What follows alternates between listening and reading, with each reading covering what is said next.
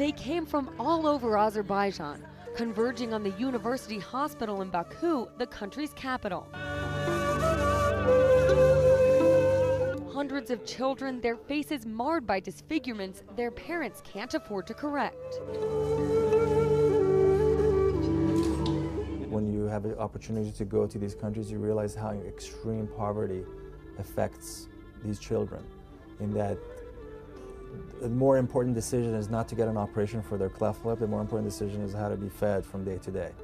So a lot of the children that arrived came from extremely remote villages where access to basic issues like water and food is limited. Azerbaijan is located just south of Russia on the Caspian Sea, far from Long Island, where plastic surgeon Dr. Kaveh Alizadeh is based. Dr. Alizadeh traveled to Baku with an organization called Smile Train that helps children around the world suffering from unrepaired clefts.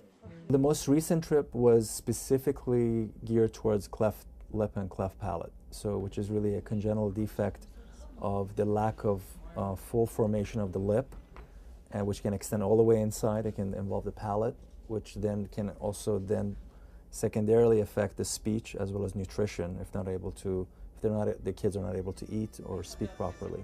And also it can actually extend all the way out towards the nose as well. In certain parts of the world, that essentially becomes a life sentence for them to be completely shunned from the society. And there is definitely a stigma attached to it. Hopeful parents brought in more than 200 children for treatment. Now, mind you, this is a country of 8 million people, and that actually announced on the television, the national television, that our team would be arriving. And of course, we didn't really have the time or the capacity to be able to handle this group. So I think the most heartbreaking part of these trips is having to turn away some of the children.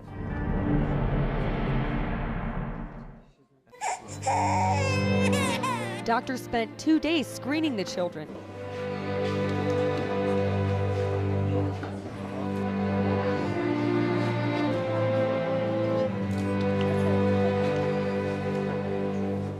Selecting only those with the greatest need for treatment.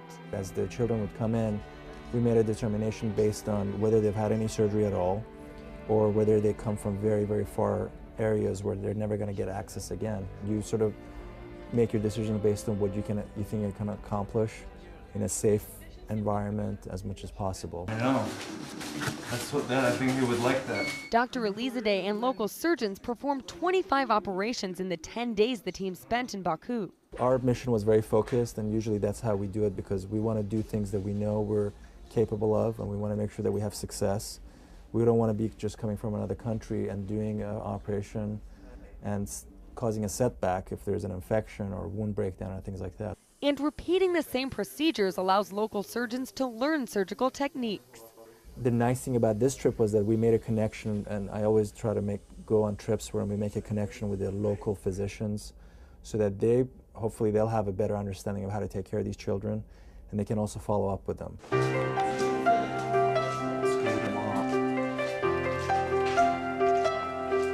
In the end, the operations were a success. If you want to see the most guaranteed response that's going to make you happy and gratified, is you do an operation on a child, and that moment that you hand them back to their mom is the most significant thing, because the response of the mom just makes it all worthwhile.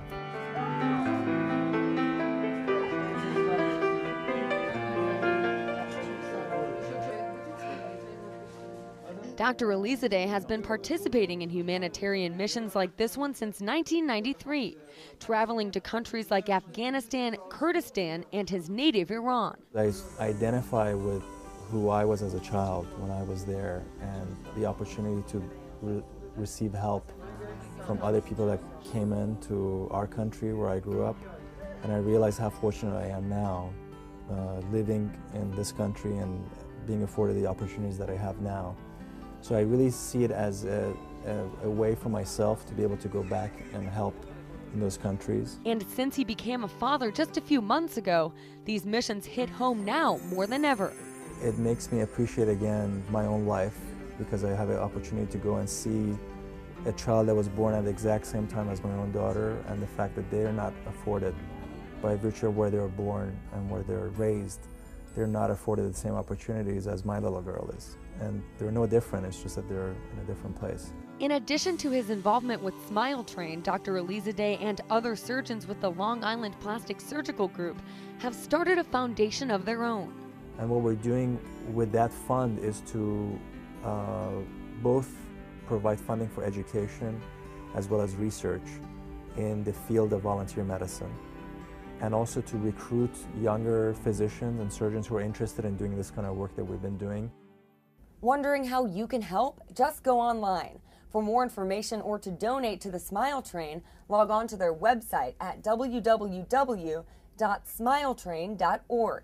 For more information on the foundation started by doctors at the Long Island Plastic Surgical Group, contact them through their website at www.lipsg.com.